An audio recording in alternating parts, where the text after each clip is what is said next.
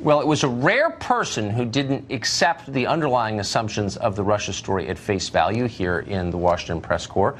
Internet founder Glen Greenwald was one of those who did not. From the very beginning, he questioned the theory. He ultimately concluded it was a sham investigation with no evidence to support it. For that, he was roundly attacked. By the way, we should say that Glen Greenwald was, when last we checked, a liberal, probably wouldn't vote for Trump at gunpoint. But he was still attacked roundly by virtually everyone on the left. Howard Dean called him a possible Russian agent, but he did not seem to care and persisted. And, of course, he has just been vindicated. Glen Greenwald joins us tonight.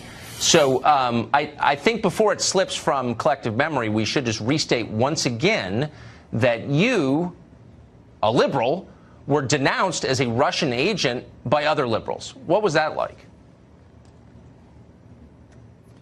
It was exactly what you would expect it to be. And I mean, it wasn't just Howard Dean. It was continuously on MSNBC, which, let me just say, should have their top host on prime time go before the cameras and hang their head in shame and apologize for lying to people for 3 straight years, exploiting their fears to great profit. These are people who were on the verge of losing their jobs. That whole network was about to collapse. This whole scam saved them.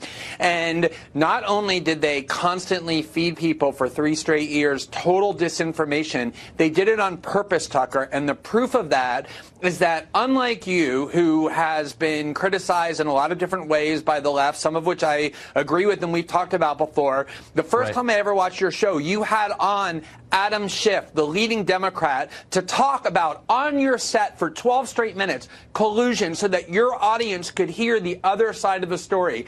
MSNBC did the exact opposite. There was a whole slew, not just me, of left-wing journalists with very high journalistic credentials, far more than anyone on that network, like Matt Taibbi and Jeremy Scahill and many others, including myself, who were banned from the network because they wanted their audience not to know that anybody was questioning or expressing skepticism about the lies and the scam they were selling because it was so profitable. They did it on purpose. It was a total fraud that they perpetrated on their audience.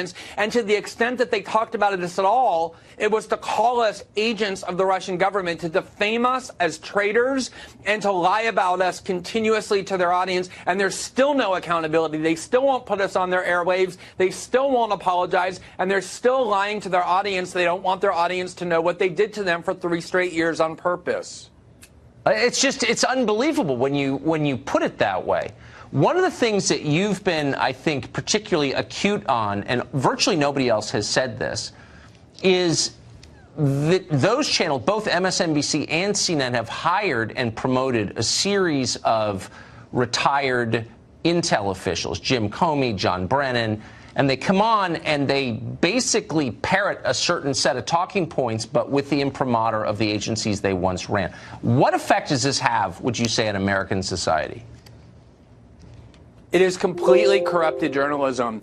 The whole point of what we were supposed to learn from the debacle of WMDs in the Iraq War, which, by the way, this network that we're on was one of the leaders of, was the fact that we were not supposed to trust intelligence agencies when they say things without evidence. And not only did MSNBC and CNN use those people as their sources, they hired them as their news analysts. So if you turned on CNN or MSNBC, it was basically state TV. It was CIA TV. 3 weeks ago, Tucker, 3 weeks ago, John Brennan was on MSNBC, and he said that he strongly believes that Robert Mueller is going to indict members of the Trump family either before or after March 15th because he's too noble to use the Ides of March for having conspired with Russia. They kept all dissent off the air. They turned themselves only into the spokespeople of the people they're supposed to be investigating and scrutinizing, which is the intelligence community and the military officials who now are their colleagues, who now report the news. You have government officials who spent their whole careers in the Pentagon and in the CIA. They're disinformation agents who now work at CNN and MSNBC shaping what their news is. And that's why these channels turned into disinformation campaigns, because those are the people that they hired, the people they're supposed to be serving as watchdogs over, the people who are neocons, the people who lied the country into war through WMDs, not only did they have no accountability, they got rewarded by becoming the stewards of these networks, and they lied to millions of people for 3 straight years, and huge amounts of accountability is needed. So in the last minute we have, make me feel better. I'm thinking that there will be no repercussions and that this cycle of deceit and disaster will continue. Do you disagree? Do you think anyone will be held accountable for this hoax?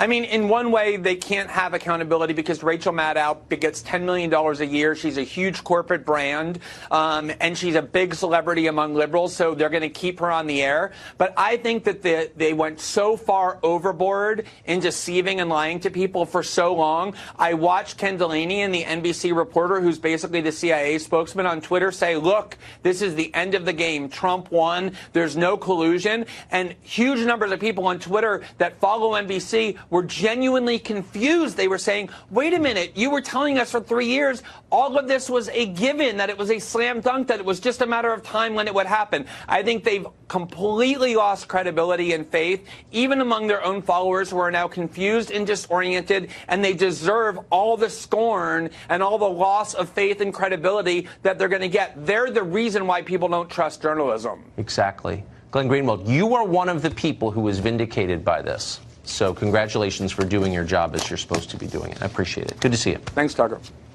For years, Democrats staked their entire political agenda on calling the president a traitor. That failed. What's next for the party? We'll tell you after the break. Also, there is breaking news tonight about the creepy porn lawyer, even creepier than we thought. That's also ahead.